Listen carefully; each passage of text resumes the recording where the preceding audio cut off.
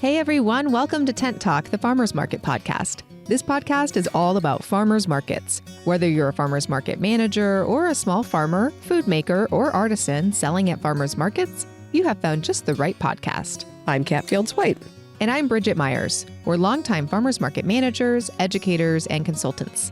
Get ready to catch up on all things farmers market pros with us. Welcome to a new season of Tent Talk. We're talking this season all about the ways to tell our stories, whether we're market operators, farmers, or food makers. There's lots of press about farmers markets right now, so let's talk today about how to do our best to make sure reporters get the story right.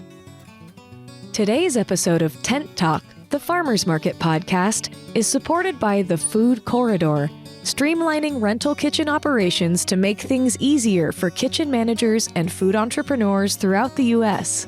Their annual Shared Kitchen Summit is coming up this October 12th through 14th in Providence, Rhode Island. If you manage an incubator kitchen, or that's part of your market's strategic plan for growth, you won't want to miss this gathering of commercial kitchen pros. Learn to secure funding, manage scheduling and pricing, and retain clients. Meet fellow operators and tour successful kitchens. Get your tickets now by clicking the Food Corridor logo on the resource page at farmersmarketpros.com. All right, welcome back to Tent Talk, everyone. We'll be talking with farmers, food makers, and managers about their farmers market stories this season and discussing how to share the stories that shoppers should know.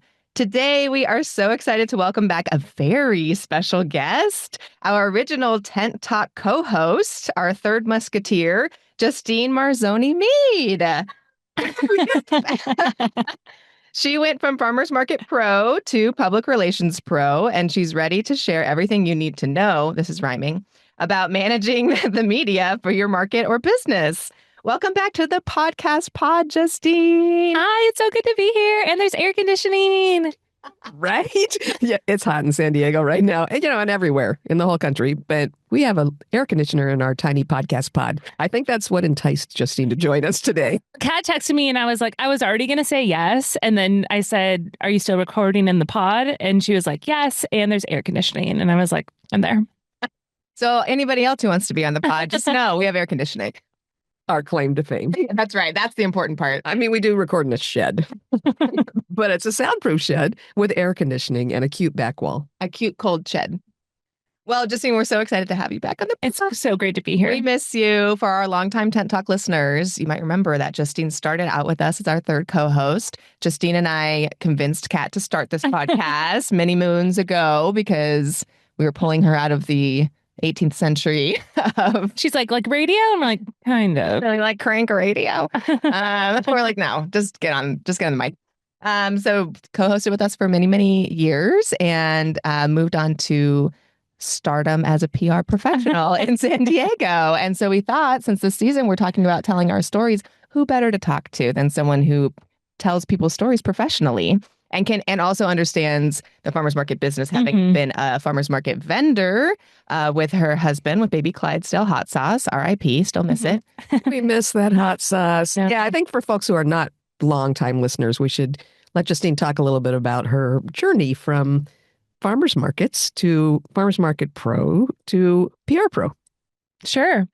Well, in 2015, Dave and I, my husband, we started a little hot sauce business, and I met Kat and Bridget when we started selling at the farmers market. And then we did that for a long time. And then I got looped into the Farmers Market Pros world and started helping with the Intense conference. And that was so fun. And then we started the podcast. Baby Clydesdale continued. We continued to sell hot sauce at a bunch of farmers markets all over San Diego. And then I took a little meandering career move and I started working at a PR agency, which was fine and great. And then COVID happened. And then I came on back to work with Farmers Market Pros. And I know that was like a crazy time. And we were just boots on the ground trying to help farmers markets stay open and get groceries to people and help our farmers. I'd like to point out that you were one of the first people I saw that did a booming business in hand-sewn masks. That's right true. At the beginning of COVID. Yes, I did. I learned to sew and I sewed a bunch of face masks, and that was sure a wild time. And then we continued the podcast and the Intense conference. And then I decided I wanted to get back into PR. So now I'm working at a local PR agency. We kind of do a lot of work, but we work primarily with like hospitality, bars and restaurants and hotels. But we also work with a few destinations, helping to drive tourism to different locations. And yeah, so I'm here at your service. Yeah, I think it's important to have someone who has a history of knowledge in the hospitality industry and in food and beverage, even if it's not particularly farmers markets. But when market operators and vendors are looking for someone to help tell their story, it's really great to find somebody that has such a deep knowledge of that. So we're excited to hear you tell our listeners all about what to do. And this is a perfect time to do it because, you know, between National Farmers Market Week, which started yesterday, it's happening right now. And on the flip side, the hazards of eating lettuce and the advantages of, you know, buying local food and local salad greens. Farmers markets are a hot topic right now. Lots of people are talking about them. We're getting a lot of media folks reaching out without us even trying. So, Justine, can we talk about the best way to be sure that reporters get our stories right? Yeah, absolutely. And I think that, like, you know, at a local level, like most of the time, those local reporters, they're really trying to get the story right. And I think that, like, at least in my experience working with like local reporters, local journalists and like news producers, they're not looking for these gotcha moments. Like I think they really are seeking to understand, but similar in many industries, they're short staffed and they don't have a lot of time. They don't have a whole lot of like fact checking, you know, resources. And so sometimes it's like really like fast and loose and they're trying to get that story. They're trying to get it in. They're trying to get it published online or whatever. So I think that the biggest thing that I would suggest to market operators, kind of in these moments of like crises, and just in general, are to, when things are happening, like write out your messaging, like have that on hand. I'm sure that a lot of markets, they kind of have like crisis statements, or they kind of have these like plans in place where if something happens at your market, you kind of have that tree, that little tree of like, okay, if this happens, I know what to do. You're saying you think a lot of market operators have this? Because, I mean, I'm just going to throw this out there. I hope. Maybe a lot of them don't. Just a guess. Okay, well, so they should. They should. I'm saying like if an emergency happens at your market, you know, and so I'd say for like us at a PR agency, we don't, you know, we can't always predict like what's going to happen, but we do have, you know, boilerplate messaging on hand that we, you know, if a media op comes in, we can just kind of like zoom it out real quick and it doesn't take, we're not starting from scratch.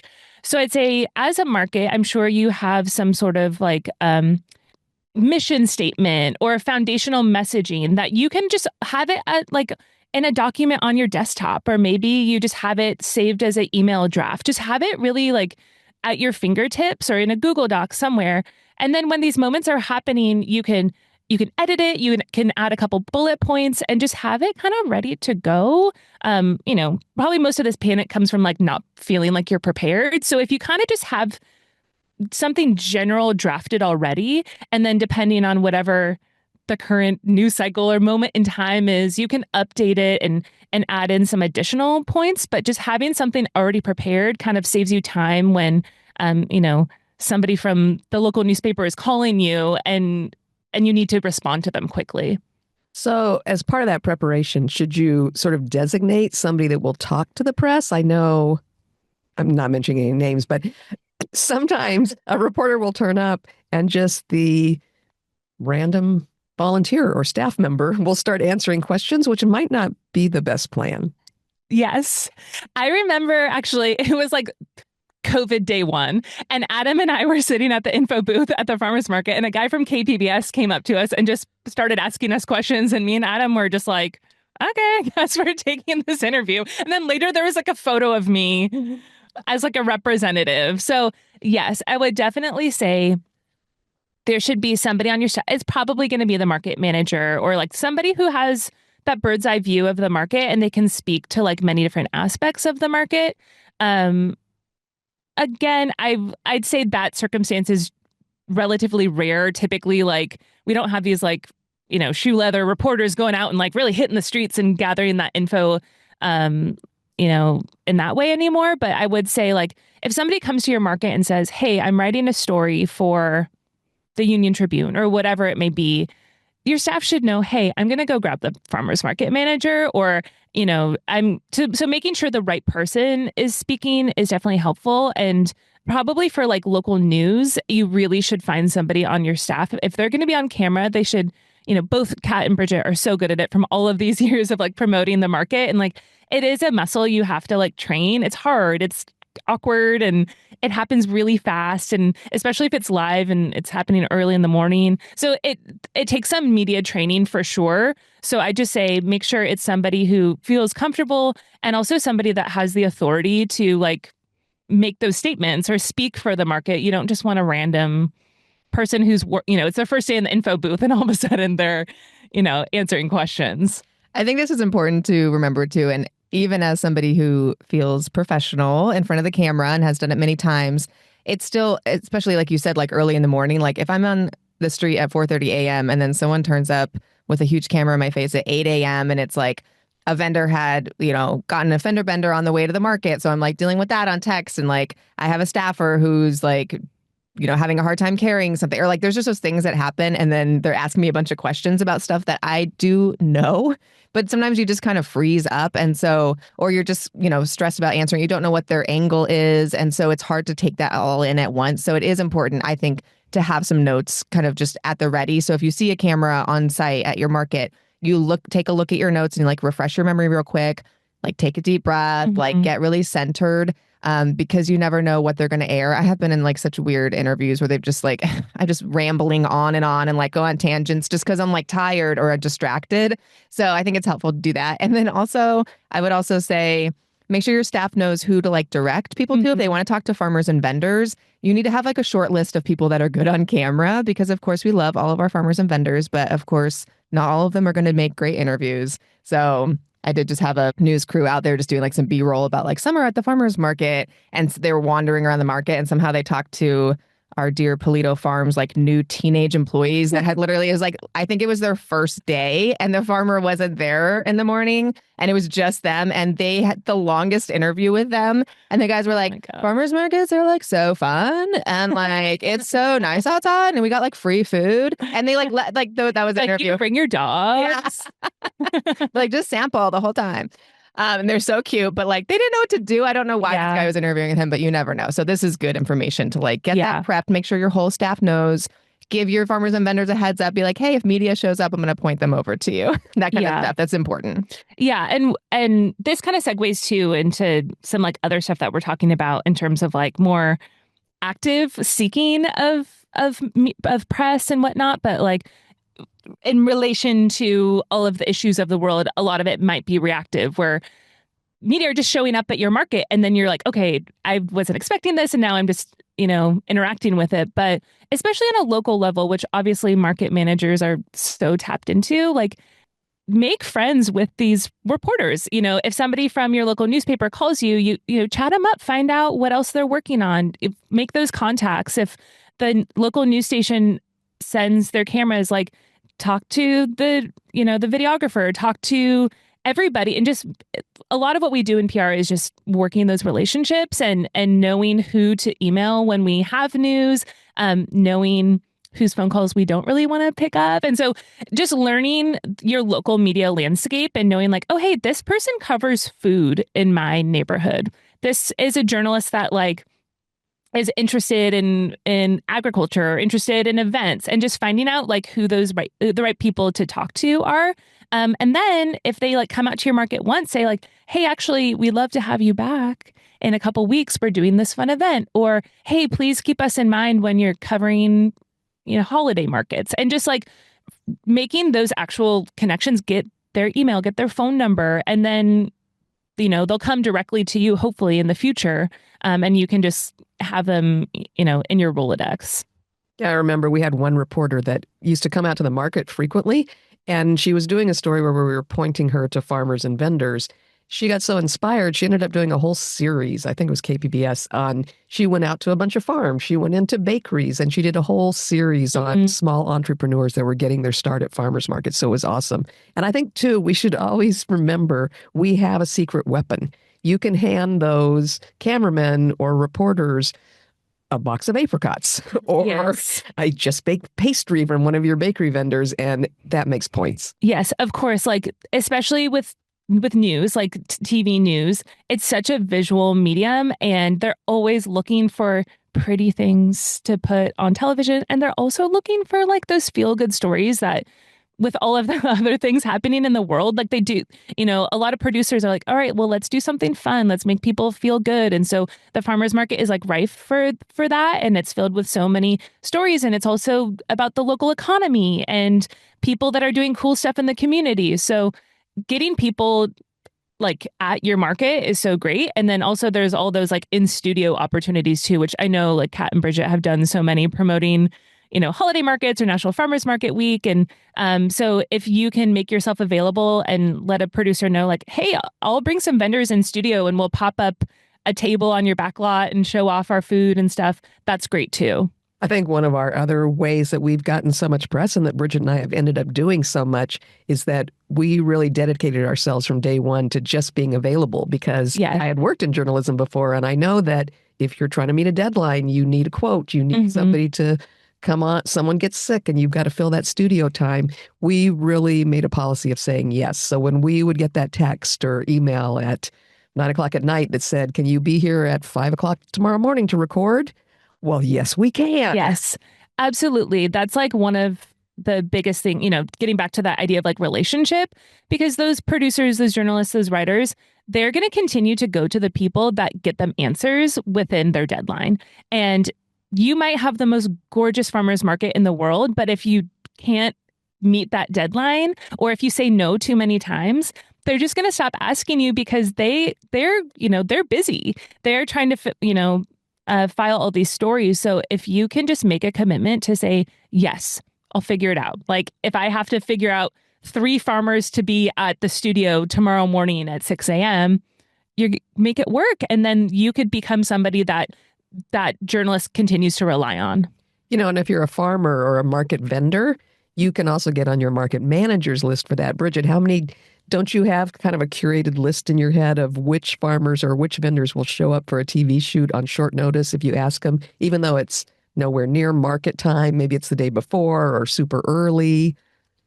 I have a list of those people that will definitely be there, camera ready, will have a good display. They're going to wear their like business uniform shirt or something cute or like funny, and be really into the piece and have high energy. So I definitely have this list of people, and I've reached out to vendors, just with my annual holiday event that I do every year. I usually start reaching out around this time for people when they sign up, and I say, hey, we're probably going to be on TV a few times. Is this something you're interested in? Or can I count on you to come again? What are some fun things? Like, what are some new things you're going to have this year? Just so I can have that material ready. So when the new stations reach out, I'm ready with that all like information, and it's just in my email draft already. And so I don't have to call them or call around and see who's available. And yeah, Kat always taught me from even when we had the restaurant when I was a kid, like you show up at 5 a.m. no matter what. Like you get up and you do the news no matter what the story is, even if it's something like so boring, if even it's gonna be like a 30-second spot, it doesn't matter. You say yes, yes, yes to everything, because it is true. They keep calling you if you say yes, and they don't call the people that don't call them back or say no or say, oh, sorry, I can't make it in the morning, or I'm busy that day. I have literally like pushed travel to like the afternoon if I was going to leave in the morning because I got called to do news, and it's always at the last minute. So you never know when it's going to happen. And you have to call vendors and just say, hey, I know it's last minute, but like, let's make it happen. And remember that your vendors are morning people because they come to your market in the morning, or they're like late night people. So they'll make it happen too. Don't feel bad about asking them to participate. Yeah. News typically happen, like the television news, broadcast journalism, it tends to happen in like a very, very tight timeline. And usually it's like, they might give you a couple days, maybe. Like usually it's, hey, I have a 6 a.m. spot tomorrow morning. I want to fill it with this. Are you available? So like I mentioned previously, having your messaging on hand, because typically those journalists, they're going to want you to email them some stuff so they have notes that they can read. So just having that on hand. And then this goes for print, broadcast, all types of stories. Having like a Dropbox folder or some sort of folder of high quality images of your market is so, so valuable. If you want to be in a newspaper, in a magazine, even a digital story, and also even on broadcast, even if they're, sending a videographer to get actual like footage of your market, they also like to have B-roll. It could be an iPhone. You don't have to have like really super, high quality video. Now the broadcast news will, they'll show iPhone footage. So having like pre-existing images and video of your market, just have it in a folder on your desktop. And so when somebody reaches out, you can just send them what you have. That is like really, really important nowadays. So just having that ready to go, have your files labeled. It's like really simple. Just like it could say Little Italy Mercato _ Polito Farms. And that's an image that you can send. And that's really, really helpful to editors and writers when they're filing their stories, is having those high quality images. So sometimes we just get grabbed, the TV shows up on site, but there are a number of ways that reporters reach out. And so let's talk a little bit about the different ways to respond to those. So this is the one I like the best, is when you get an email from a reporter with questions, and they'll actually let me answer via email. Yes. For a couple of reasons, because we have time to collect our thoughts. We can verify data, so we're not just throwing off numbers that later we go, oh, well, that's not what I meant to say. Yeah. That is not the right number of vendors. Yeah. That is not the number of sales we do. Yeah. I mean, that's like ideal. Some reporters are kind of old school and they don't like to do that. They really want to like hop on the phone.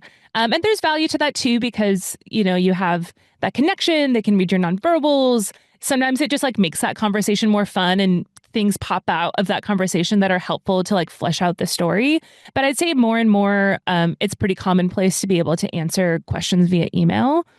I'd say if that's the case, and you're like, if somebody reaches out to you and is like, hey, Kat, I'm writing this story about so-and-so, can you comment for it? My first question would be, what's your deadline? Like, are you working on deadline? When do I need to get these questions to you? And so that's just helpful to know, just so it doesn't get lost in your inbox, and so you can stay on top of it. And yeah, having the ability to formulate responses on your own time when you're not having that pressure of like a phone call is really helpful. I think I love it when that happens, because there is so little chance of being misquoted, unlike when you're doing a verbal interview. Yeah, it is not uncommon for just a reporter to pick up the phone and just call you. I mean, you might not always pick up the call, but they'll, leave you a message. They might follow up with a text. And then I'd say if that's the case and you feel comfortable, then just try to like set up a call for like, oh, hey, I'm not available right now, or I'm in the middle of something. Can I call you later today? And just try to having a designated time where you're going to sit down. You're not on the street marking booths, or you're not like in the middle of something, and just say like, hey, I'll call you later. How's 2:00? Let's sit down. And then you can really designate that time. And, that gives you some time to prepare. And then also, you're not going to be distracted because you're setting aside that time to sit down and talk to somebody. I think this is an important reminder as well to make sure that your contact information is available. Yes. Because it's hard if they don't know how to contact you. Maybe they're sending like a DM to your Instagram sometimes, if it's that kind of reporter, or like just trying to get a hold of you, or emailing your general email box. And maybe if you're not checking that all the time, just make sure you are easy to reach for media. And then that might also make you easy to reach for other people that you don't want to talk to as much. But I think that that's too bad, and that you need to just have a phone number that's available. Or if you're working with like a city group or a town council or something. Like I work with the Little Italy Association. And so sometimes media will call them because they're just confused about like who's running the market. So just make sure that whoever's answering the phone at that place knows that they say, oh, you want to talk to our market manager, here is her direct phone number, and give them the permission to give that out to media or whatever your arrangement is. It's important to remember that ahead of time so they don't go, oh, I don't know. And they just write a message down and they give it to you 2 days later. Because like you said, the urgency is important with news. I'm really glad you mentioned that. I'd say just in the same way you have contact info on your website, if you could just put a little line that says media inquiries and then put the right email address, because nowadays people, if somebody's trying to get a hold of you, they're probably going to go to chat and say, what's the contact information for blah, blah, blah. And if you say media inquiries, the chances of the right email address or phone number getting pulled up in like a chat search are higher. And I'm really glad you brought up like working with your main street, or working with, if you work with a DMO or a destination marketing organization like San Diego Tourism Authority or Visit Oceans. These are like local ones for us, but Discover St. Louis, every state and region has these different destinations. Oftentimes those DMOs or those main streets or those chambers of commerce or whatever, they often have either somebody internally that's doing media relations or PR, or they work with an external PR agency. Like we work with Visit Oceanside, so we do active pitching for Oceanside. They also have their own PR team. But if somebody is trying to get a hold of a market manager in a destination, they might go to the DMO because they already have those pre-existing relationships. So if if somebody at the Little Italy Association or Main Street, whatever, knows that Bridget is the right person to call, then that kind of like helps direct the writer or the journalist to the right person. And I'd also say, make sure your DMO or your Main Street, that whoever works there has information about your market. If they have a boilerplate about when your market is open, how many vendors you have, what are the types of vendors, and just like the basic information about your market and some high-res images, then you might not have to do a whole lot. Like imagine crossing that off your list. If your DMO or your Main Street is doing that work for you, they can just like shoot that off, and then you might not have to even interact with that person, and that they're getting the right information you need. So yeah, just having those things ready will save a lot of time. And I think refreshing them as well. I have like a Dropbox folder with a lot of photos, and I try to remember to go through them regularly, because sometimes it'll show a vendor in like a, just a street photo of the market, but it'll show a vendor that's not there anymore. Yeah. And so I want to make sure, of course, things change and market vendors change or placement changes, but I want to make sure that there's not some big glaring like vendor who, quit all markets, is not even in town anymore or something like that. Or like a vendor that you maybe had a falling out with, and then they pick up that photo and they print it. It's, so trying to stay on top of that. And I think press, sometimes if you don't send them photos, they just extract photos from the World Wide Web. And so I've been like, oh my gosh, where did you get that photo? It's from like 12 years ago. Yeah. That farm, is now like a development property. Like, so like, it's so sad for us. So I think keeping up on that and making sure that those photos are being sent out and that you're really willing to share them with press so that they feel really comfortable using them. And then I always tell them, photo credit is just Little Italy Mercado. I own all of these photos. Yes. Print away. I don't care. That's really, really important because, you think like, oh, there's a million photos on Instagram, just pull one from there. But there are rules, there's copyright laws, and some outlets are more sensitive to them than others. So if you provide images and say, courtesy of Little Italy Mercado or courtesy of Visit Wherever, that gives them permission to use those. If they can't find good images or they don't have permission to use them, they might run something that they have on file from when they covered your market 8 seasons ago. And then all of a sudden there's an awkward photo of you that you don't want used, or it's a disgruntled vendor that you haven't seen in 5 years or whatever. So just making sure, or it looks your market has moved locations. And so just making sure that you provide all that stuff will, it will represent the market how you want it to be represented. Yeah, I saw a newspaper article. I was searching for a market that we're working with in Pennsylvania, and I pulled up the very recent newspaper article with beautiful photos of that market with everybody wearing masks. So it was like, whoa, folks, it's been 5-6 years now. We need to refresh. Yeah. Yeah. I will say this is kind of a tangent, but like, if you're, say, you're looking up your market and there is like a recent news story that's like super incorrect, or there's a glaring error or something like that, like you can always email the writer or the editor and just, typically as long as it's like a factual error or something like that, or maybe they used a wrong photo, you can request them to update it and just say like, hey, thanks so much for covering our market. Like, it's wonderful to see this story. Just want to point out that there's this and this error. Would you be willing to update the story? Just because everything stays online for forever. So like you can request updates there. So just putting that out there, if like anybody listening, there's like a story that's out there that they get the address wrong or they print your hours wrong or something like that, you can ask a request. Sometimes getting them to actually do it can be challenging, but it's worth a shot too. Yeah, definitely worth a shot. I mean, that is the one advantage. Well, there's many advantages, but I'm old school. I like to hold a piece of paper, but it's awesome that so much of the press is digital now. Yeah. It's online. It's easy to change. It's not like they have to recall 10,000 magazines and reprint something. Exactly.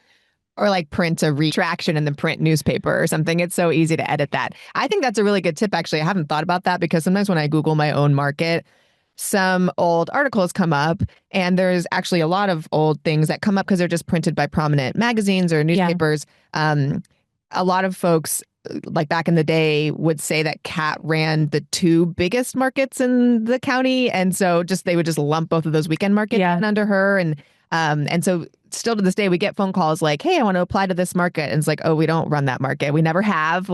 So just kind of correcting those kind of things will just help with confusion for vendors and customers and just clarify things. And so like other market managers don't think that you're trying to say that you run that market. So like that kind of little clerical error, I think, is helpful. And it just makes the magazine or the newspaper look like they did their own fact checking, which clearly they didn't, but that's okay. I'll help them out.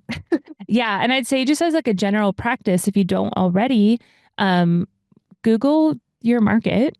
And then if you're like looking at Google, there's a tab you can click that it says news. So click on there and just see what types of stories are out there about your market. We do a lot of media monitoring for all of our clients. So like we're tracking that. And like if a news story comes out, we read the whole thing top to bottom, make sure it's correct. If it's not correct, we'll reach out to the writer and ask for an update on there. But knowing what is like out there about your market is really important, because sometimes nowadays the way that these writers are on deadlines, they might not have time to call you. So they're going to crowdsource that information from other stories. And if there's a bunch of stories that say incorrect things about your market, then it might end up like continuing to get published that way. So just like as general knowledge about your market, I'd say like Google yourself, look at those stories. And then the great example, I'm thinking of like one story that came out in like our local like magazine, our local lifestyle magazine a couple years about the Little Italy Mercato. And at this point, it's probably been 10 years since that story came out. So maybe, if you have a relationship with that writer or that editor, you might say like, hey, it's been 10 years since you wrote the story. Maybe it's time for an update. Maybe, we'd love to have you come back and see how much the market has grown. So just like being aware of what has already been covered, and it just gives you like those opportunities to say like, hey, we're doing this new thing now, or it's been a little bit, time to update your story. That's a good reminder, I think, for markets that maybe aren't like the biggest, most prominent market in your area, but maybe you've grown a little bit, or you have a really interesting new farmer or vendor at your market. If you got covered maybe when you first opened and it was, the coverage was like, oh, like small neighborhood community market, like you said, like feel free to reach out and say, hey, we'd love to have you back. There's some new things happening. Because I think press and media want to cover new things. They want to be the people that are talking about the new, cool, interesting thing. So I'd say like pitch it like that and say, hey, we'd love to have you back. We've grown. So then there's a fresh news article like swirling around the internet about you. And so when you get searched, that'll pop up instead of something that's maybe older and a little outdated. Totally. So this is all amazing information, Justine. The tips are incredible. And mostly we've been talking about what might be unexpected or you're not ready to deal with, but positive, fun stuff. I mean, is all press good press? Because there are reporters that contact us either about issues that don't really affect us, but they want to sweep farmers markets into that conversation, or something negative, there's a lot on threads right now. There's a lot on Reddit, kind of trash talking farmers markets, I think, because there's been a lot of good stories about markets. Then there's also people that jump on and, there's the whole Driscoll's blueberry box being emptied into a farmer's market table. So there's people that will contact you about tariffs, which don't really affect our farmers very much.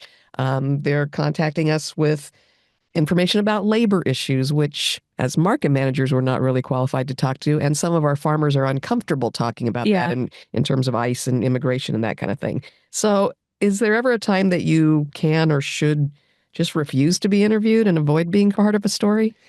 Yes, definitely. And I think that, farmers markets are easy to love. And so I'd say like most of the time, if somebody's reaching out, they're wanting to celebrate you or they're excited about what you're doing. And but then there are going to be times where, I'm thinking about, especially like labor issues. I could working with restaurants and hotels, that comes up with us a lot. And so writers will reach out and say like, hey, would you like to comment on this? And we kind of have to think like, what benefit is there? Obviously that's something that like our restaurateurs or hoteliers, people that work in hospitality do have a very unique perspective on. But is it helpful to their business to comment on this? Is it helpful to their employees or the people that are patrons of their business? So I think that it's exciting when you see a writer's name pop. Amen. As a publicist, it's like so exciting when I'm like, oh, this person emailed me back. Okay, this is fun. Or, hey, this person reached out. Like the idea of being on the news is fun. But especially with something like a political issue or something like that, I think you just want to take a beat. You don't have to get back to them right away. And if it's somebody you have a relationship with that you've done a story with before, I think you could just say like, hey, like, thank you so much for reaching out. I really appreciate you coming directly to me. I just don't, I don't feel like this is something that I can speak to. And you can just like tell them just like, thanks, but no thanks. If if it is something very like pointed, like it's about like crime in the neighborhood of where your market is, you can direct them to say, hey, actually, this isn't an issue that I have the authority to speak on.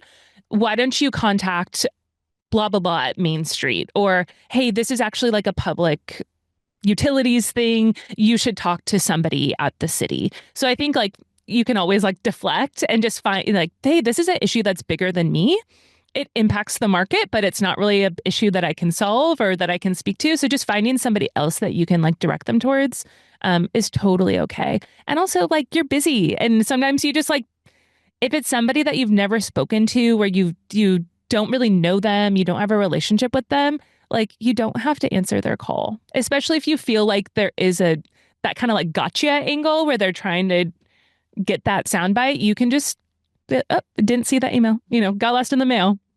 Yeah, I think that's important to remember just because we just talked a lot about always saying yes to everything and getting on the news. But I think that's more just stories where you feel like the reporter is really like angling it in a positive way or wants to discuss something that you really do know a lot about. I mean, if reporters come and say, oh, I want to talk about like the food supply chain, like why it's important to shop at farmers markets and why do people feel like, oh, it's an inconvenience to like park and, shop one by one at each stand. It's like, that's something that I can talk about really confidently and be explanatory in that. But again, like the ICE issues and the tariffs, like we got so many phone calls about all of that stuff. And like, I'm not an expert in that field. And although those things are like definitely affecting like the world of farmers markets, talking to me and getting me on an interview of that is not going to make anything better. Yeah. And in fact, it could make things worse because then they're just going to pick up these sound bites. They're going to say, farmers markets are blah. And you just kind of make this blanket statement because they're not really understanding who they're talking to or what my authority is. So I think that's good to remember. Just a polite decline, or if you don't really know who they are, or they just seem kind of like grabby and clickbaity, just, don't answer. And then I think that's a good point. I didn't think about that. Like having kind of a list of people in the field that maybe could answer that. Like I could say, you can go talk to the executive director of the association about neighborhood things. You could, this is better. This is a question that's more suited for our agriculture department. Yeah. Here's my contact there. She's great. So having kind of a short list of people that make just to redirect, because they might be coming to you because they're not sure who to do. You might be their first point of contact where they're like, oh, like Bridget's been great to work with in the past. She always gets back to me. So I'm just going to reach out to her. But yeah, it might not be beneficial for you to speak to that issue. You can also counter with questions yourself like, hey, can you just like explain the scope of the article a little bit more? Like, I don't fully understand how farmers markets fit into this, or they probably won't tell you this, but like, hey, who else have you spoken to? Like, what are the other sources in your story? Like, I'd love to get an idea of like, if I'm the right person to talk to. So usually countering with questions can be helpful, or just deflect to somebody else that might talk to them. Yeah, I mean, mostly the reporters are there and they're curious and they have an idea, but every once in a while you do run into a reporter that seems to have a preconceived conclusion and they're looking for quotes that will bolster that. Mm-hmm. So I had one reach out to me from, actually HuffPost is famous for this. It's happened more than once. Where they reached out and they wanted to talk about red flags at farmers markets. And I said, well, what do you mean by red flags? We've got green flags at farmers markets. She goes, no, I want to talk about the things where things are, that somebody's reselling or that it's fake or that the prices are always higher at farmers markets. And so we had a lot of email back and forth. And I said, I'm not comfortable with, it sounds to me like you've already come to this conclusion. And actually that one, we had so many emails back and forth that she finally said, okay, look, I'm talking to other people about red flags. If you want to give me a few green flags, you can do that. And she actually did. There was a lot more about red flags, but in that article, when it came out, they did quote me with some really positive things. And where somebody had said, you're looking at strawberries and it's December.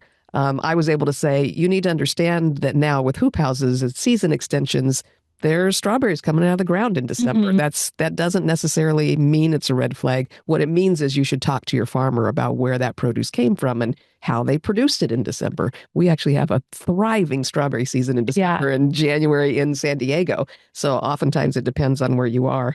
But I think also, Justine, if you could talk to us about how you deal with that, especially in a live interview, maybe having talking points. So no matter what leading question they answer, you still come back with something positive, or repeating the question when you answer it, so that you got to remember things can be edited in post. Yeah. We had a situation, I don't know if you remember this, Bridget, years ago, where a reporter asked a kind of offensive question, and I sort of gave a more positive answer, but then she asked something else and I laughed. And the way the article was cut, it was something like, do you think farmers markets are always more expensive? And then they cut to me laughing, as opposed to cutting to the actual answer. So I think most reporters are not quite that evil. Yeah. But what do you do to defend against that? Yeah, I think just having your talking points, and really, like, when you're going into these situations, like, you should kind of have some parameters of like, this is what I'm prepared to talk on. It's unfair for them, for somebody to expect you to speak to every issue just because they have a microphone in your face. Like, and I think if they ask you a question that you don't want to answer, just like give them an answer you've already given them, or, just kind of stick to your speaking points. Typically those broadcast moments they're like 3 minutes tops. So if you can kind of just tread water and just like stay within your little parameters of like, hey, we're here to talk about Farmers Market Week, so that's what I'm going to talk about today. Even, and I think just like stay light as much as you can, just like be positive and, just like don't feed the trolls, don't take the bait, just stick to what you're talking about. And yeah, take long pauses if you need to. I think that's important to remember, thinking ahead about what you might say, maybe in conversation with your colleagues or with your staff, where we're like, ugh, like, talking about some maybe like snarky comments we just have within our own internal means about people's conceptions about farmers markets. Try to remember, like, with the mics in your face, like sometimes it just comes out because you're having friendly conversation or you feel comfortable. And then I have even done it where it's just, I make kind of like, it's like a joke, but it comes off as a serious comment on a topic. And so I have to kind of reel that back in. And I think just remembering like what sound bites they're going to take, and thinking about what are some comments that you say about, oh, shoppers don't realize this, like, can't believe it, but don't verbalize that. And also try to not be defensive, because the more defensive you get in these interviews, the more that turns into like some clickbaity soundbite where it's like, oh, farmers markets are getting so defensive about this, must be something wrong. I'd say like that's such good advice. Just kind of like tread water and stick within your, mission statement, bring it back to your mission, bring it back to think of some story about a vendor that has like a really interesting, like heartwarming story, and kind of redirect. Mm-hmm. And I think for the most part, media that I've worked with, you can redirect them. Like they'll go any direction that feels interesting. So if they're asking you a question and you don't give them an interesting answer, they move on. Yeah. Yeah. I kind of think of it like, I mean, most of the broadcast journalists I've worked with, they're really good. Like they're good on TV. They do it every day. They do it all day long. And so if you're really nervous about like not knowing what to say, most of the time, just like, it's kind of like dancing. Just let them lead. Just relax and just follow their line of questioning. For the most part, they're going to follow the questions that they have, and they'll guide you into like knowing when to answer, So yeah, just go in having some bullet points, whether you write them down or you have them on your phone. but just make sure that you have a couple things that you know you can say and repeat the name of your market, repeat the business hours of your market, let them know where it is in town. And just all the things that you have so innately inside of you. Those are things that you want to focus on. If you do all those good things and then somehow there's still a story that you feel is really inaccurate or that you just don't agree with and you wish wasn't out there, what's the best response? Do you say they reposted online? Do you drop into the comments or you just stay low and wait for it to fade? I'd say if there's like a factual inaccuracy, you can reach out and just say like, hey, I want to let you know that like this is incorrect. If you could update it. If it's more about like the tone of the piece, I think sometimes you just have to move on because commenting on their YouTube and commenting on their, like, that's just gonna like fuel it. Yeah, I try to, maybe then you reach out to a reporter that you've worked with that you really love and say like, hey, so and so did this story and it was kind of a negative tone and I think that they got the story wrong. Like, would you be interested in doing something else? So it's hard because sometimes they do, sometimes they miss the story. Sometimes they miss the vibe. They don't get it. And then I think you kind of just have to move on and look for other ways to kind of like push that down in the search results. It might not ever go away, but if you can get some other pieces out there that do represent what you're trying to get out there, then eventually it will, that'll kind of go to the bottom of the search results. Yeah, I think our first like reaction to those kind of things is to jump in the comments and be like, actually, like, no. And then people come to your defense and things like that. But just having had a horrible experience of having a little cancel problem of my own at my market many years ago. If you Google my market, that shows up, although I wish it didn't. I mean, it was really horrible. I can laugh about it now, but it was absolutely terrible. Yeah. And it's resolved now, so it's fine. But I, was just talking to friends, and I have a friend who's like a kind of prominent figure, and he said he got canceled a long time ago, and it was really horrible, and all this stuff was online, and it was incorrect, and it was this big story, and Lord of the Rings reference. But he goes, Bridget, it's like the eye of Sauron. Like, if you are moving around, it's going to follow you around, and it's going to see what you're doing, and like if you're making a big deal, it's going to follow you, and like. All the orcs are going to come. This is getting deep Lord of the Rings. But he goes, so what you need to do is you just stand really still. Yeah. And you don't put the ring on and you don't like make a fuss and you just like take it and you let it wash over you. And with the way that society is right now, something more interesting comes along. Yeah. Especially it's more interesting to like online trolls if you're fighting back because they want to see like a fight. So if you're not fighting with the person who's being negative about you or your market online, people get disinterested and they want to go see somebody who's like sticking up for themselves and getting in some big fight. So that was like the best advice and it really helped and it really worked. I just kind of laid low, resolved the issue. Like I had to like swallow a lot of pride, swallow a lot of ego, like just let people talk about me and talk about the market and whatever, and just let them say what they're going to say. And people were sticking up for me in my defense online, but I never jumped in. I never came in and said anything, and then they just moved on. So I think that's helpful. It's really hard. It depends on obviously like the level of what people are saying. Yeah. I mean, I will say if people are saying like inaccurate things about like how many vendors we have or like the farmers, like we do jump in and comment back about that stuff. But if you're getting covered by press and they're just not interested in like checking facts, then you just sometimes have to let it go.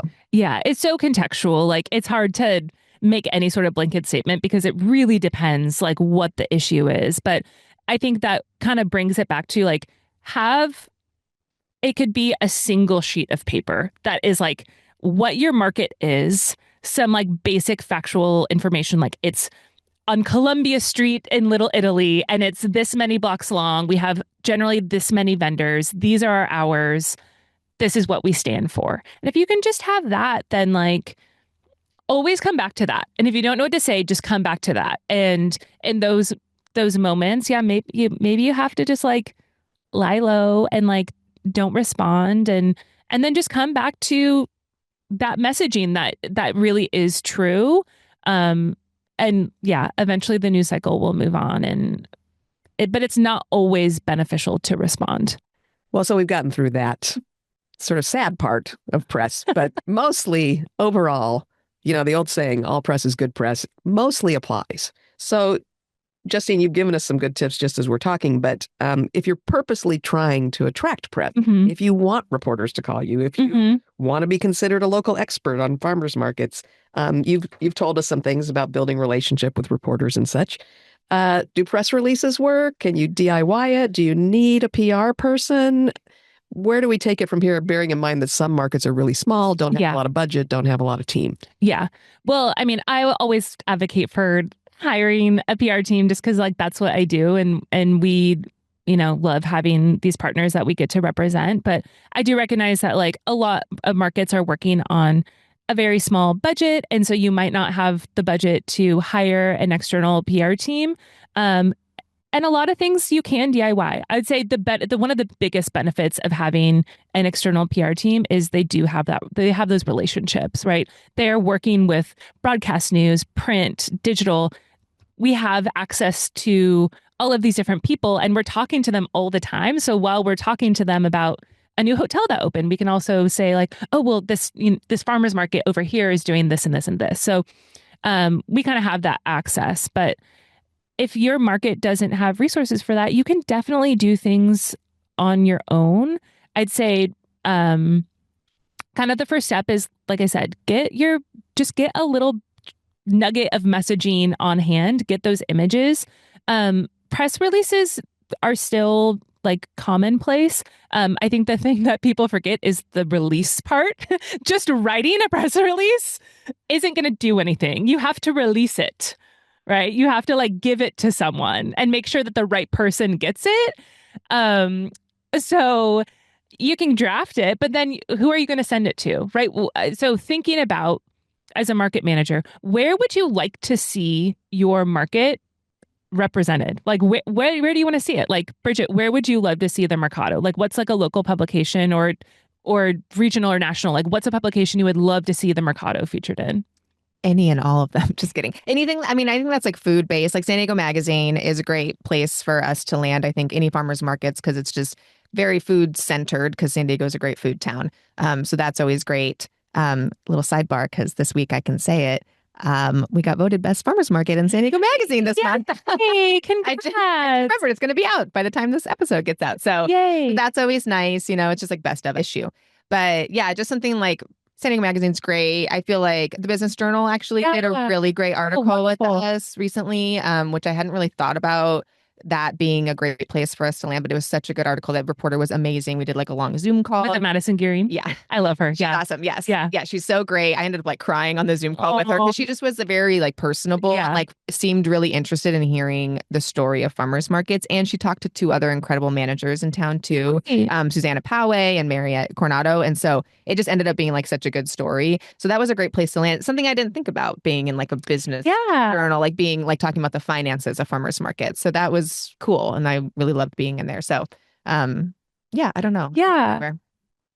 For Farmers Market Pros, where we want to be is like on the cover of Inc.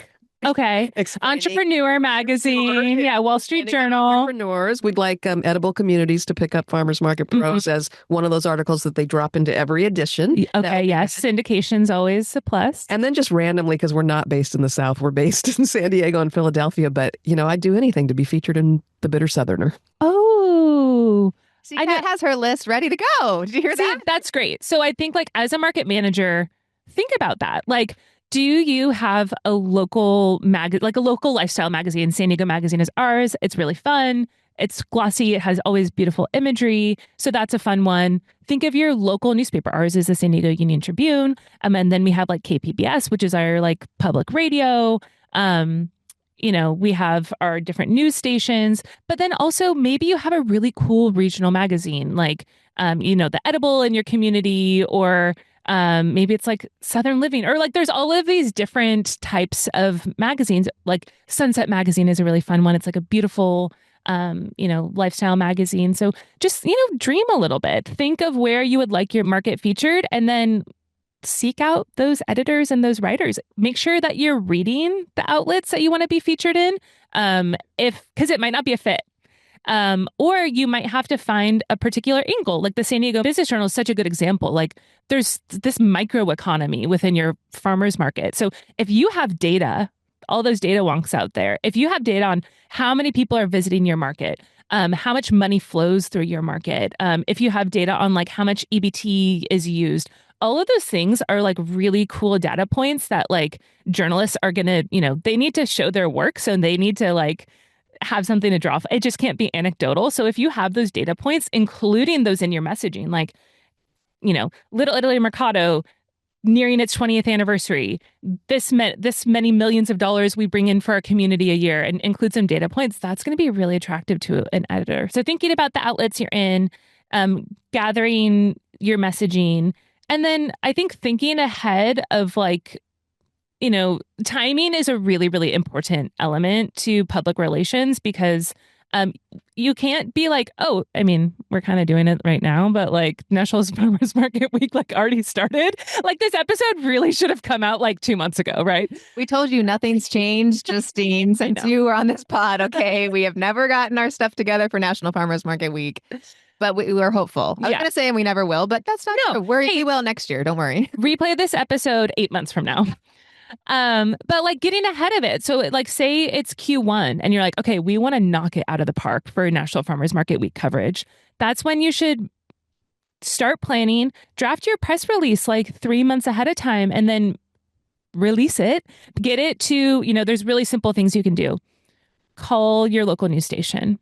You can email the news desk. You can go, I could go to Fox 5 San Diego right now, just the website, and look for the news desk email. That's public information. And I'm going to, as a market manager, email the news desk my press release and say, hey, 2 weeks from now, we're having a celebration. We'd love for you to join us. I'm including the information below. We could do in studio. We can do on site. And then you can call the news desk, right? I don't want to give all my PR secrets away, but like, especially the new, all that information is online for like news. And then getting back to working with your DMO, working with your Main Street, making sure that their teams have your information. Like if you're going to be declaring National Farmers Market Week in your city, that would be a great reason to write a press release, right? If the mayor is going to be there, if any dignitaries are going to be there, and then make sure that you're getting that information out to the destination. So they, their PR team's gonna be like, okay, cool, we're having this event. I'm going to get this press release to, that information might trickle through another PR team. But if you can give them a chunk of like what is really happening, then you can utilize their resources to get that information out. So it's definitely DIY-able. You just kind of have to get ahead of it and make sure that you like have everything like packaged together, all the basic information, those images, the dates and times, the best contact, and then just like shoot it out there. You might like, if there's a really fun newscaster in your region, DM them. They're very active on Instagram. Like your local news journalist that's out there, like, Raul Martinez at Fox 5, like he's on Instagram all the time and he's always supporting small businesses and posting stuff. So like shoot him a DM and just say, hey, Raul, we'd love for you to talk about our market.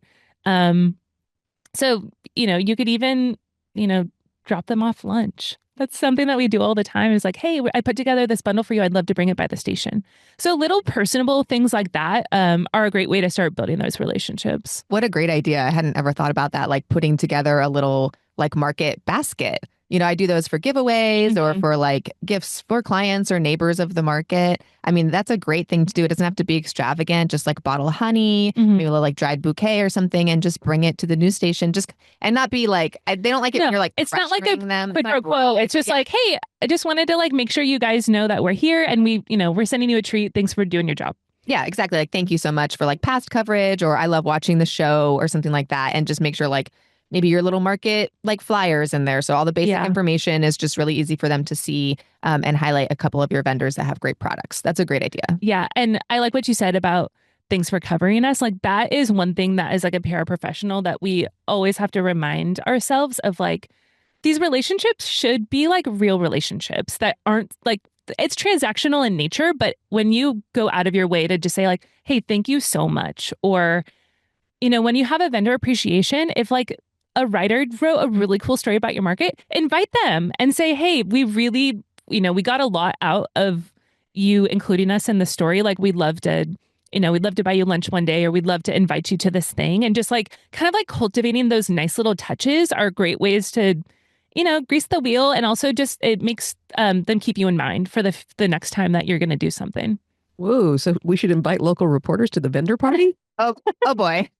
Maybe not that party. Perfect example, but you know what I mean. If you're, market managers are so good at just like learning their regulars and learning the people in their community. So don't forget that like those writers and those editors and journalists, they're part of your community. And we're talking about like local media, right? There's a difference between like national and news media and stuff like that. But those people, like, they might shop your market. They might show up one day, and if they don't, like, invite them to even, make sure they get your newsletter, or when you're sending out your newsletter, just copy and paste it and just shoot it off and just like, hey, just want you to know that this is what we're up to. It can, it's probably not going to be as glossy as like what a PR agency might send out on your behalf. But the point is that you want what you're doing to be noticed by the people that are talking about what's going on.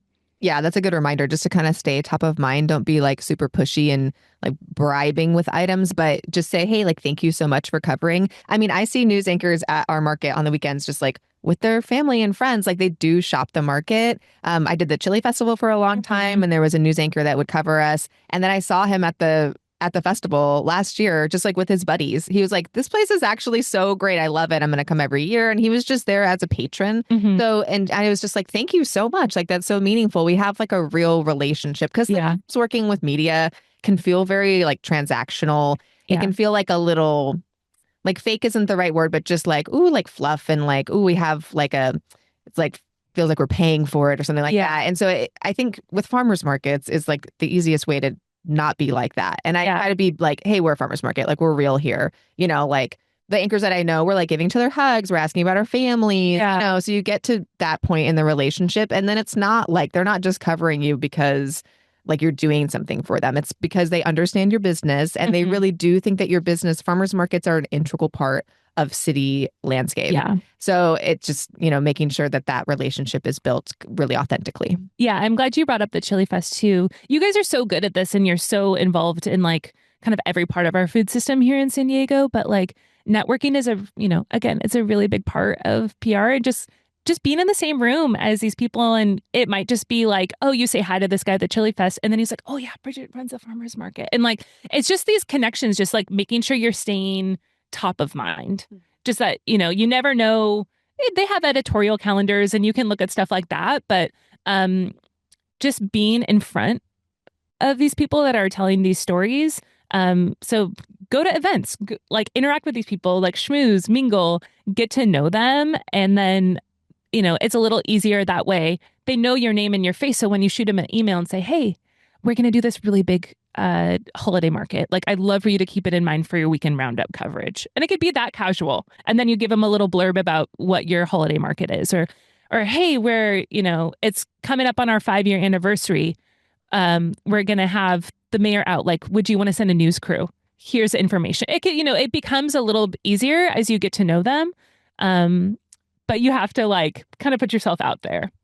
So say you're a little bigger organization, or I don't know if this happens, but say you can find a PR partner, a firm for a smaller market, maybe where you have sponsorships and things. How do you, if you can budget for a PR person, how do you hire them? And how do you help them help you? Help me help you. Help me help you. That's a good question. I think that for farmers markets especially, you're going to probably want to look for a PR agency that's local, that they know your community, and that they have the opportunity to really like immerse themselves in what you do. When our agency takes on new clients, we do like immersion trips. We do a really in-depth like kickoff session where we're like, ask them everything, like tell me everything about yourself so that we can really like speak for you.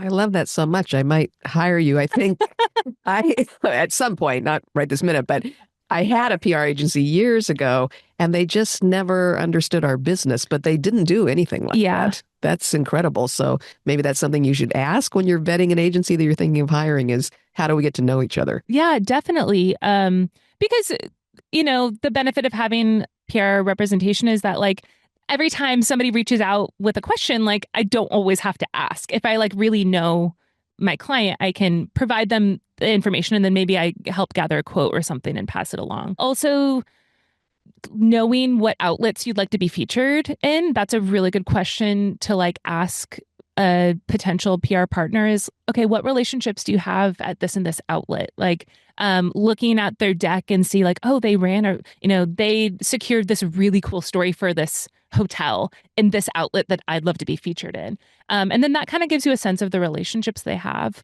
And then I'd say like lastly, looking at their other clients, like who they work with, because maybe there's a really cool, business that you'd love to partner with. And being a part of kind of this like universe of clients within a PR agency kind of gives you access to those other clients. And then maybe we could match make you with somebody else. But, also if I will say too, like a lot of markets do function on kind of like a seasonal basis. So a lot of PR agencies, you don't have to have them on retainer necessarily for like the entire year. You could say like, hey, we'd love to partner with you 3 months leading up to the start of our market season and run us through the season. And then we'll take a little break. And then, if you're launching a market or if you're moving your market's location and you really want to make sure people want to find you, then maybe doing a little PR push for 3 months before the market moves and then 3 months after it moves, just to make sure that the news of your move gets out there. That could be really beneficial. So you like just knowing that you don't always, we do projects too. So you don't always have to have the budget to keep us on retainer indefinitely. I think that's something to remember about, especially markets too, who are working with like smaller budgets or who are working with seasons or just events. Like an a la carte kind of situation with a PR agency, that can be so beneficial because, like you said, if you're moving or like National Farmers Market Week or something that you just want to push out and you just want to make like the biggest splash, and maybe you don't have the resources or the time or you're not sure how to do it and you just want that like professional touch, reach out and ask PR agencies. They can just help you with like one or two things, a couple months, and then kind of get your toes, like dip your toes in the water of using a PR agency if you've never used one before, to see how it works. And you can look at the benefit and like, oh my gosh, they saved me so much time doing this. Like it really is a cost benefit. Or, oh, this was like an investment, but I'm just going to use it for these special occasions and it's worth it. So I think sometimes as farmers markets, especially year round, it's like, okay, I can't pay for an agency year round. That's not in my budget, but just using it for these special things can be so beneficial. Yeah. And I guess like maybe as a closing thought, and this is like a fun analogy that maybe farmers markets will like, but like we kind of always say that like PR is like, it's like tending to a garden. You have to allow time to like plant the seeds and then you have to water those seeds. And then it can take a long time for those seeds to like pop up and like become these like flourishing, pretty flowers. But like, so the analogy is that like it really takes time and it's this like ongoing relationship. So if you are thinking of like engaging with a PR agency, just like be patient and just like recognize that like it's not an immediate like, oh cool, I hired a publicist and like next week I'm gonna have my like cover of ink. Like on a local level, things can move quickly, especially with like broadcast and like daily newspapers. But like, it takes that time for a new PR team to get to know you, to do that immersion. And then, usually there's this time where we're just like crafting messaging and we might have to go back and forth with our client to like really work out like, okay, let's build out this kind of like deck. And then finally we can like start really like engaging in those media conversations. So if you are thinking of engaging with a PR representative, just like give yourself some time, maybe I'd say 2 to 3 months before you really need to see those results. Cause like people are just like working on different deadlines and it just takes time to get the news out there. So, that will make your publicist really happy if you recognize that like what the work that they're doing, it takes a while to cultivate. And understanding a long lead, which is something that took me a while to understand. I'm like, hey, can you tell everybody that we're doing this next week? And they're like, they already have, it's like holiday markets. They're doing it now, in the summer.